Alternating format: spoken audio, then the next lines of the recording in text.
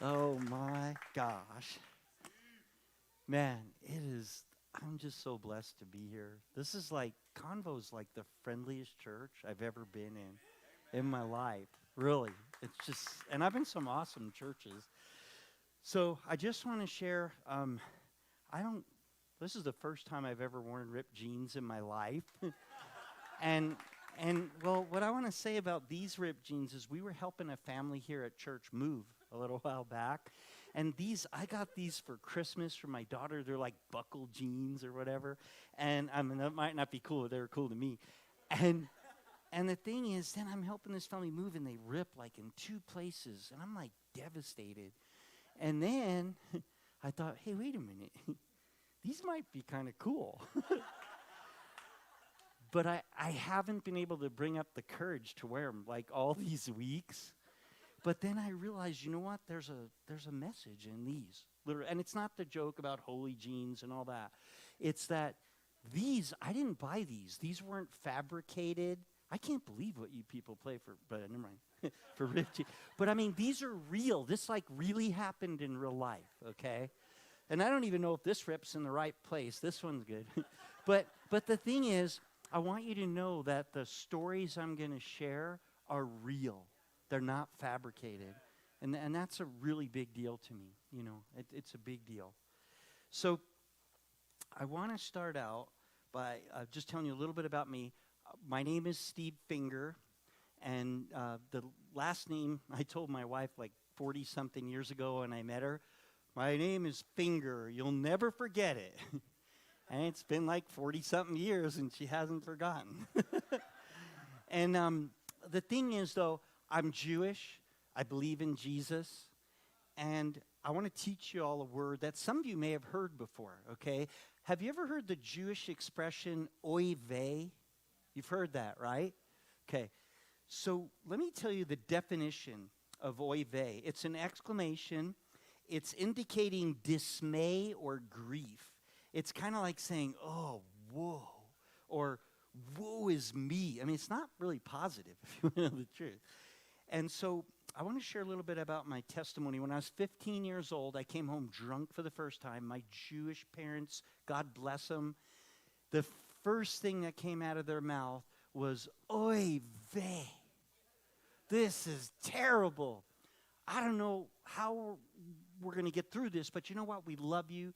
We're going to make it. Then I came home at 16 years old, stoned on marijuana for the first time. And my parents said, let me see if you can guess. There you go. And then they said, but we love you. We're going to make it. But man, when I came home at 20 years old, completely delivered from drugs and alcohol, and my drugs went other places I'm not proud of. And man, my parents were just... I'm delivered, okay, now? I'm clean, right? And my parents, the first words that came out of their mouth were what? No. No. I came home talking about Jesus, and give me a real oy vey now. They said, oy vey! Only this time they said they loved me, but they said they didn't know how we were going to make it. That's strong. I remember one of my first religious experiences where I grew up in New York. You're either Jewish or Catholic. Or we were either actually Jewish or Italian, but all my Italian friends are Catholic. They took me to a Catholic church. I remember this is one thing I remember. Like, they had nice pews and, stained glass and all that. But I remember, man, sit down, stand up. Sit down, stand up. It was like an exercise class or something. And the thing was, I remember the priest kind of looked like the rabbi. I mean, he was all dressed up in his religious, cool stuff. Well, wasn't that cool. But but it was professional, let me say that, okay? Anyway, so I remember he called us up to take communion, all the people. And you'd stand in this line. They'd have these little round wafers, and they had, like, real wine, from what I heard. So I'm like, I'm into this, And I'm just a little kid, right? And then I remember it came to my turn in the line. I'm going to do the communion, and the priest says to me, he says, you're not Catholic, are you? And I said, no. And he said, oh, you can't do this. Go sit down. And I remember feeling like rejected by religion, actually. And so I want you to know what I'm going to talk to you about today is not about religion. It's about a relationship with a living God. It's huge. So my next spiritual, what led up to coming home and, talking about Jesus and all this.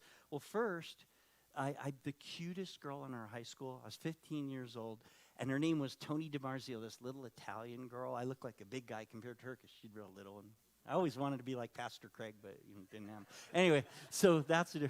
So, but the thing was, she invited me to a concert, a rock concert. I'm telling all my friends, Tony DiMarzio invited me. They're like, no way. We didn't have phones then, or I would have been taking selfies, But the thing was, because it was so cool, Tony. So we go to this concert. Her parents had to drive us. That's not cool, but we didn't drive. And we get there. There's like a keyboard. There's drums. Cool guy like you, leading worship like Brian, but he had an afro. But never mind that. And then like bass guitar, lead. The music was really good, okay? But I didn't really know what was going on, I knew it was different than Catholic, that's for sure. And I also felt a little duped, because they didn't tell me I'm going to church. I'm going to a rock concert. But anyway, so after the church experience there, I remember they took me, we lived in New Jersey, we had diners there, little diners, and they took us out to eat, and I'm trying to figure out what I just saw. And so, I didn't know anything really about any of this. And then I remember asking them, I'm like, okay, wait a minute. So are you telling me that like a guy could be a murderer and a rapist, and if he asked this Jesus into his heart, he could like go to heaven? And they were new Christians. They're like, yes! And they were so excited.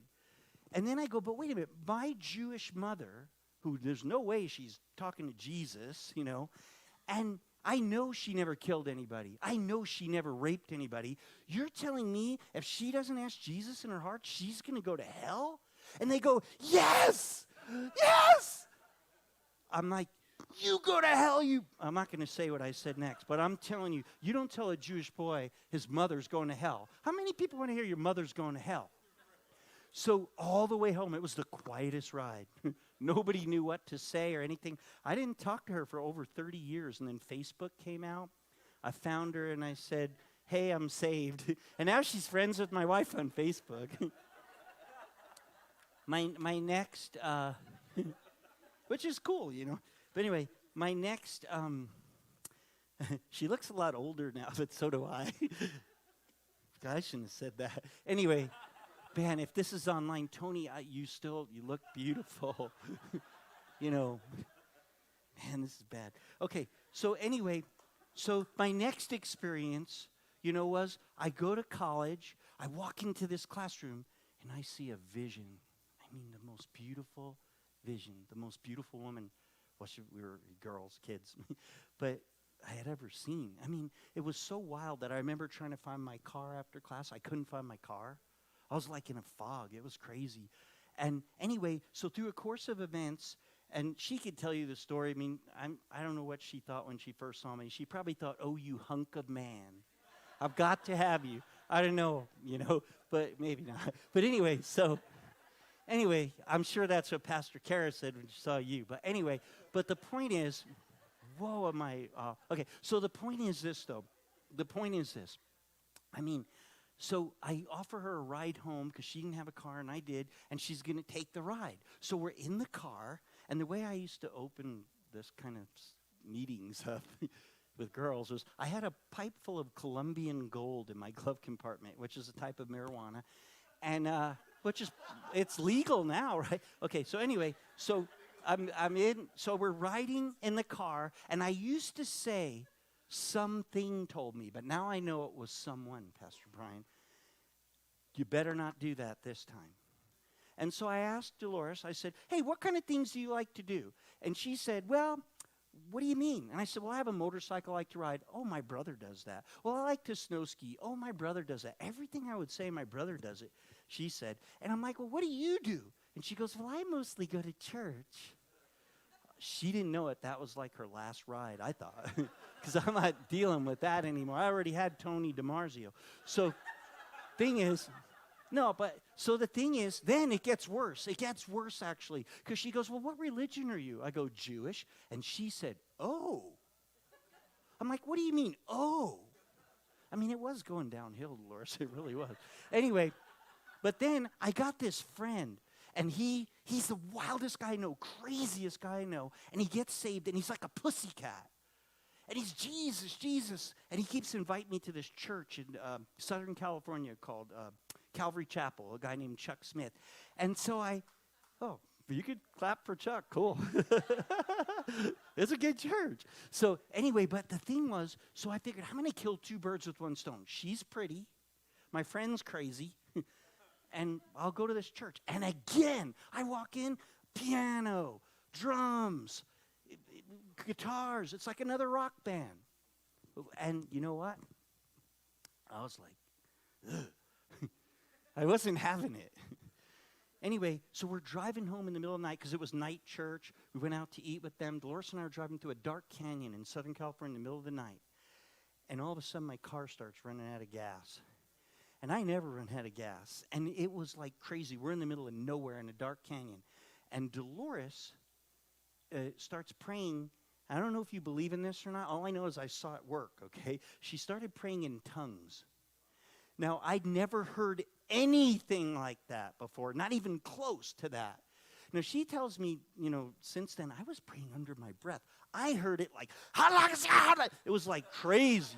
I'm telling you, it was nuts. I thought, this is nuts. Well, then, finally, the car goes for miles after she started doing that. And then it runs out of gas. And I'm like, well, I got to get out. I got to get gas. And she's, I'm praying. And my God won't leave me out here in the middle of the night. You'll see a little old lady will stop or something. Now I'm really mad. I didn't share that in the first service. I'm like, this girl's nuts. So she decides she's going to go with me. She felt, be safer, whatever. So all of a sudden, I'm dating myself now. A Pinto pulls over. Anybody even know what a Pinto? Okay, I'm talking an old car. All right. And then we go up to the car. I look in, and I go, Louie? And the guy goes, how do you know my name, boy? He's an old guy.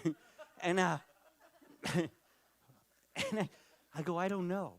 Well, he was so intrigued how I knew his name, he took us all the way to this gas station for gas, brought us all the way back to the car, waited till I primed the carburetor. The car still wouldn't start, takes us miles to my house. We finally figure out when we get to the driveway, he was a business acquaintance of my dad from a year and a half before. We'd never even been formally introduced, okay? But that wasn't the crazy part. The crazy part was this. He said, can you help me? I've made this trip so many times, and I'm lost. He was like 15 miles out of his way in the opposite direction to pick us up. That's the first time I ever said, praise the Lord. I've never seen anything like it. Now, I've seen miracles since then. My mom's best friend, an older Jewish lady, had a radical mastectomy. Then the cancer spread throughout her body. They gave her like 3 months to live. We prayed. She gets healed. I mean, totally healed. 30 years later, I led her to the Lord. I mean, it was crazy. You would think she'd have got saved right then. But she told my mom, well, I went to an astrologist, and it was in my stars. And, I'm like, good God. Anyway, so my mom is saying, well, my kids, they prayed to their God. And you know what I mean? So it was wild, right? Okay, I've seen a lot of stuff, but I want to share this with you right now. I can go for miracle after miracle that we've seen. And I've also seen people not healed, too. But everyone's faith wavers at times. Everybody. I don't care who you are. Dolores has got more faith than anybody I've ever met in my life. And even when it comes to healing, sometimes she prays and she's like, oh, I hope so, So if you open to Mark 24. And in Mark 24, there's a story about a father who they were seeing all these miracles and everything, brought his son to Jesus because the kid was possessed. And, he said to Jesus, look, if you can do anything, if it's possible, help us, right? And Jesus said in verse 23, what do you mean, if I can? Jesus asked, anything is possible if a person believes. Now listen to what the father said. This is key. If you're going to underline a verse, underline this one.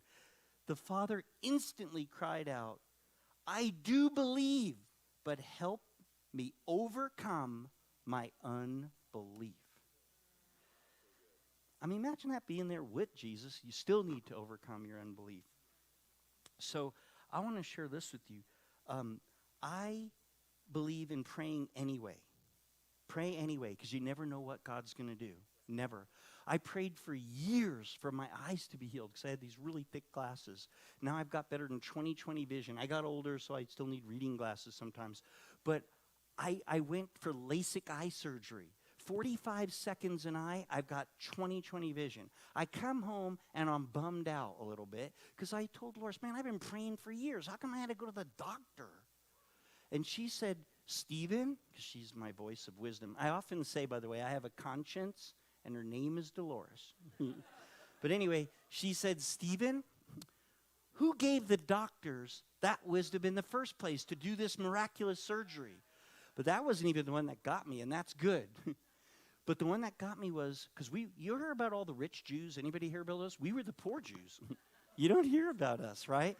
So the thing is, my wife said, because we had a miracle happen in our life financially, and my wife said, Stephen, who gave us the $4,000 for the surgery? And I went, whoa, okay, that's God. But he did it a different way than I expected, right? It happens that way sometimes. You know, we had a convalescent ministry for 9 years. Every second and fourth Sunday, we do this convalescent ministry. We had an older pastor, I think he's in his 90s, and his wife is in his 90s, in our convalescent ministry. And he was deaf for years. And one day I just felt like, kind of like when Pastor Craig called out someone a while back about the short leg, and then we prayed and the leg got longer. Listen, I don't know what you've seen on TV and all this stuff. All I know is I saw it happen right in this section of a church, and he prayed. And by the way, he didn't pull her legs out and do a chiropractic adjustment. You know, he just put his hand, we prayed, and one leg comes, and she doesn't have pain anymore. In this church. Miracles happen in this church. I should have said that in the first service, but anyway, sorry. So the thing is, though, you know, we've seen things like that, but what about the times you pray? We had two friends. One died of COVID recently, and the other also in intensive care. We prayed, healed instantly. So I don't know what makes the difference, but here's what I do know. If you believe in Jesus, and I believe you're going to know by the end of this next 15 minutes that this book is real. I'm going to show you science for this book. And that it says that if we ask Jesus in our heart, we are going to heaven, whether we're Jewish or whatever, right? If we just ask him in our heart, and let me tell you this, there is no cancer in heaven. There is no, I'm not going to go on and on. There's no COVID in heaven. I almost went somewhere. It would have been bad. I'm not going there. But the point is this, okay? All right. There's no vaccines in heaven. I'm sorry. Please forgive me. Please. Oh, God, I'm so sorry. I don't know what's going on. This didn't happen in the first service. Okay, sorry. All right. So there's nothing against vaccine. I'm just saying, okay? Okay, so I just want to say this, though. God showed me by praying for people in this convalescent ministries. Well, I got brave one day. I got that unction that you had with that lady with the leg, and I wanted to pray for this deaf pastor. So we prayed for him to receive his hearing. And then I whispered, can you hear me? And he says, no. So I go to the other ear. I'm asking him questions, and he's answering me. I'm whispering. His wife's like, what's wrong with you? You're hearing. She's all excited. But see, he's from a denomination that doesn't believe healing is for today. And he kept saying, no, I don't believe in that. It's not happening. And guess what? He lost his hearing.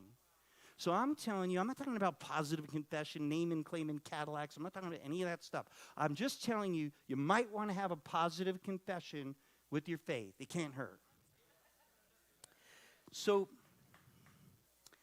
you know, the bottom line is we don't do the healing, God does. And here's the bottom line. If people believe in Jesus, they are getting healed, every single one, whether they're healed here or in the air, it's happening. Amen? I'm telling you, there's no problems like that in heaven. So I want to share about a little proof in the Bible. So God told me years ago, we were living in Texas, to get in our Prius and drive all the way to Florida, all the way up the coast to Massachusetts, to go tell all my Jewish relatives about Jesus. Now, I'd already experienced the oy vey. You know, I've had some relatives tell me, look, we love you, but if you're going to keep talking about Jesus, don't even come over anymore. I mean, and one uncle, we could talk about anything. I used to smoke dope with this uncle in his jacuzzi, but I couldn't talk about Jesus. Sorry. You want the truth or a lie? Okay. So we're going up the coast. I'm getting really discouraged, to say the least. We saw miracles on the way, too. But we get all the way up to, my uncle has a home in Connecticut in Cape Cod. My uncle was the chief engineer on the Black Hawk helicopter for Sikorsky Helicopters. He's their dignitary, 86 years old. And he would show people around Sikorsky, do tours and everything. I spent hours with him one night telling him about Jesus with my Bible. And this is what he told me. I mean, hours and hours. And he said, Stephen, these books, and he has all these science books and popular mechanics and all this, these are books of science. This is a book of theology. It was written by men, blah, blah, blah. And it was really discouraging. So I want to tell you, before I tell you what happened with him and how God gave me real science for him, I want to show you something real quick. It's a 1-minute clip. Anybody ever heard of the Discovery Channel? Okay, in Orange County Choppers, the big dad with the big arms. It looks like these. No, I'm just kidding. But anyway, so watch this 1 minute. The little guy you're going to see is my uncle, and I want to tell you what happened with this Jewish atheist scientist. So can you play that? All right, buddy. It's Lee. Hi, Lee Jacobson. Nice to meet you, Lee. Nice to meet you. Okay, welcome to the original Sikorsky office. His office is being maintained just the way it was when he left in 1972. Knowing his background and the records that he established over the world, he was given doctor's degrees in engineering, doctor's degrees in psychology, and you don't see any of those degrees on the wall. What you see on the wall are the things he really cherished, like thank yous from the Apollo mission, who used his helicopter when they pulled the capsule out of the water. I'm super enthused about doing this. I think that the whole scenario of the whole thing is probably one of the most exciting things that I've ever been involved with. He was friends with Orville Wright. This is his first delivery of the R4. To be able to do something in honor of Sikorsky is a pretty huge thing. Appreciate it. Thanks for the history. So my uncle, the little guy on the right there, so he's Jewish atheist scientist. We spend hours at his home. I drive thousands of miles to go talk to him about Jesus. And we just basically agreed to disagree. It was just that simple. I get home, we're in our word just about every morning. There's advantages to being in the Bible, by the way, even if you just read a paragraph a day. And so one day I'm just reading, I'm in Hebrews 11:3. Now I'll read this to you guys. It says, through faith we understand that the worlds were framed in the Word of God, so that things which are seen were not made of things which do appear. Some versions say something like things which are visible are made out of things that are invisible, but that's how this says, the King James, okay? And so all of a sudden I feel like I have to call my uncle, but I don't know why. I have no clue. So I call him, and he goes, Stephen, I was just thinking about you. You know how you like those motorcycles? And I said, yeah, and you have all these Harleys? Well, I was doing a tour at Sikorsky, and some guy from Orange County Choppers came, and there were film crews and everything. I thought it was a helicopter company, but it turns out he's into motorcycles. And they were making motorcycles, a motorcycle for Sikorsky's 75th anniversary. And so that was him, And I was just thinking about you. What's going on? So I said, Uncle Leon, I want to read you something. I didn't tell him it was the Bible, okay, because it's a book written by man, he told me. So I only read this part. I just read, so that things which are seen were not made of things which do appear. Now, I didn't read this in the first service. I got this email from him. And listen what he said about that. I was intrigued by the Hebrews 11:3 paragraph you sent me. I read it over and over again. I wound up after this sending him a Bible. And he said, I read King James. I read it over and over again to make sure I understood the thought presented, and I must conclude that the description surely defines atoms as we know them today. So I said, Uncle Leon, how does a guy write about this 2,000 years ago? And he goes, Stephen, I told you, the Bible was written over and over again over the years by men, and they can put anything they want in there. And I said, Uncle Leon, the date on this Bible, the copyright is 1611. Is there any way a man, forget 2,000 years ago, is there any way a man in 1611 could have described atoms this clearly? And then he was silent. He didn't say anything. Then God just started taking me all over the Bible with him. I've got so many scriptures like this. It's crazy. I'm only going to do 2 more right now. So listen to this. It's, let's see, how about 2 Peter 3:10 through 12. I read him this, 2 Peter 3:10 through 12. But the day of the Lord will come as a thief in the night, in the which the heavens shall pass away with a great noise, and the elements shall melt with fervent heat. The earth also and the works that are therein shall be burned up. Seeing then that all these things shall be dissolved, what manner of persons ought ye to be in all holy conversations and godliness, looking for and hastening unto the coming day of the Lord, wherein the heavens being on fire shall be dissolved, and the elements shall melt with fervent heat. I'm like, Uncle Leon, what does that sound like to you? And he goes, well, that's a clear description of nuclear fusion. Why? And I'm like, because, in 1611, they had dynamite and TNT. It doesn't melt the elements, okay? But he's 1611. Then he said, you got me. And I said, I didn't get you. God's telling me this stuff right now. I'm not this smart. I've talked to pastors all over. I've never seen anybody seen this. I got to meet Frank Turek, who wrote I Don't Have Enough Faith to Be an Atheist, who argues at Harvard, Yale, Berkeley, all over. Remember Dolores at his home? He never saw this before. I'm not this smart. God did this, okay?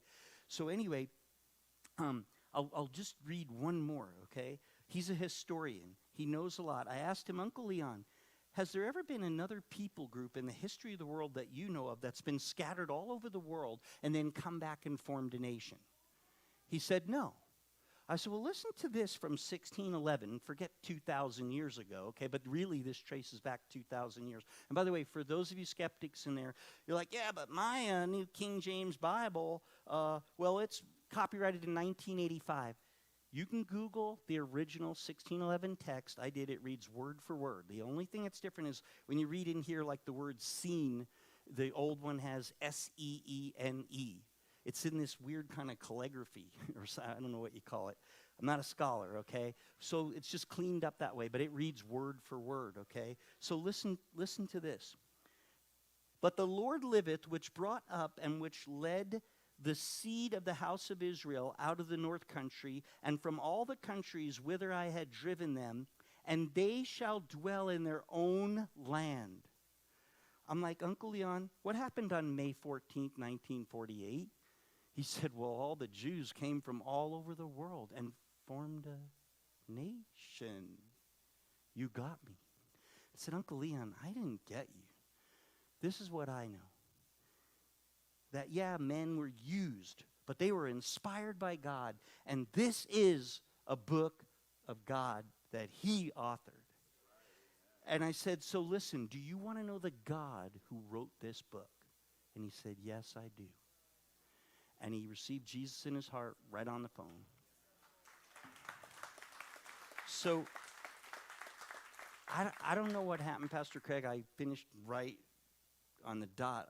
I'm maybe a few minutes over. Can I go? Okay, sorry, I don't know what's going on. This is different, obviously. Okay, so anyway, are y'all with me? Okay, you can say oy vey. It's okay. All right, if it goes too long, but it won't. Okay, so anyway, what I really want to share with you guys is, look, I'm talking about this because it builds my faith. Doesn't it build yours? Does it increase your faith?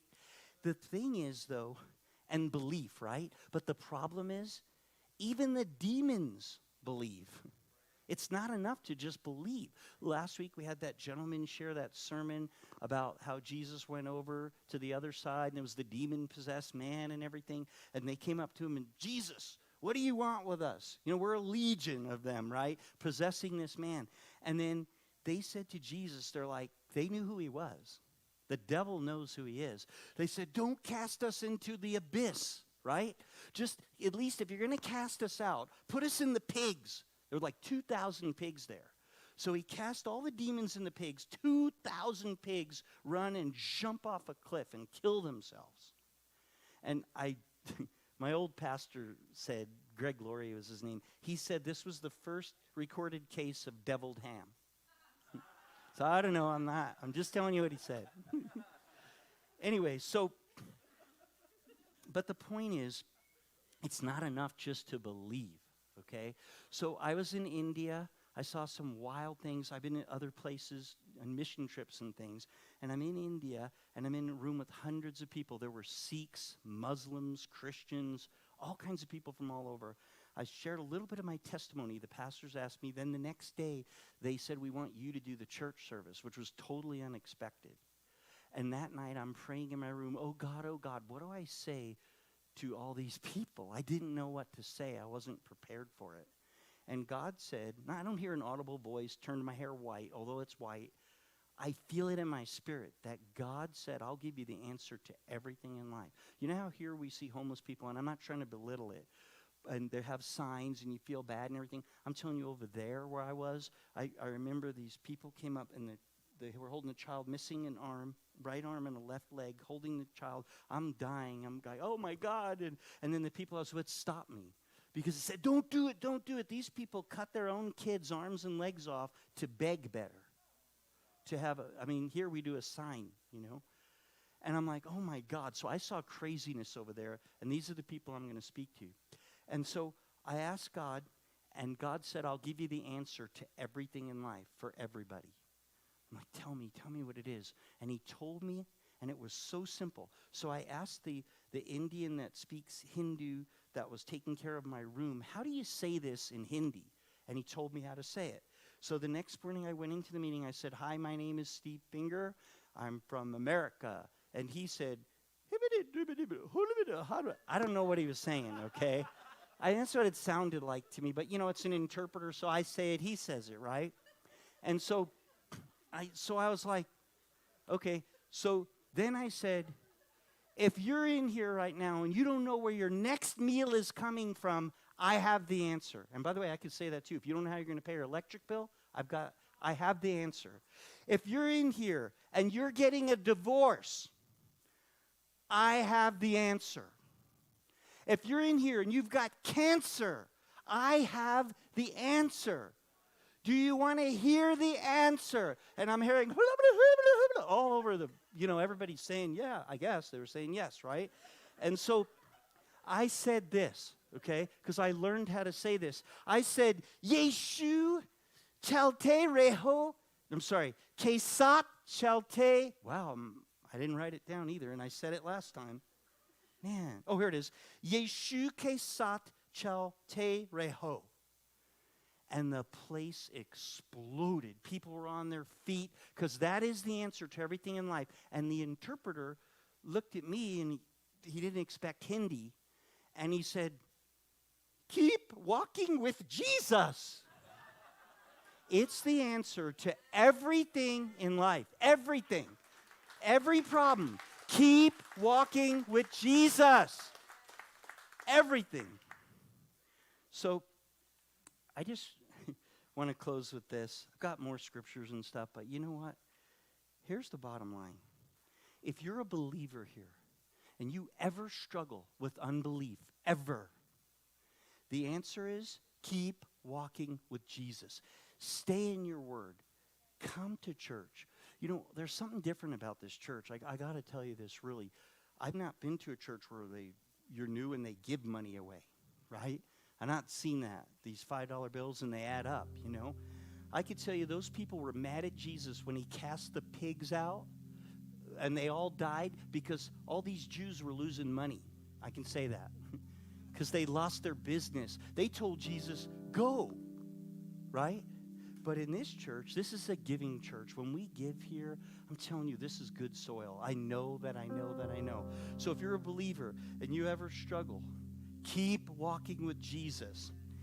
If you were a believer and you're backslidden right now, come back and walk with Jesus. And if you're an atheist like I was, or a non-believer or an agnostic, the answer to everything in life, start walking with Jesus. How do you walk with him? Read the word. Do it on your phone. Come to a church like CONVO. If you're watching this online right now and you're somewhere else in the world, find a Bible-believing church. Watch these things online. But keep walking with Jesus.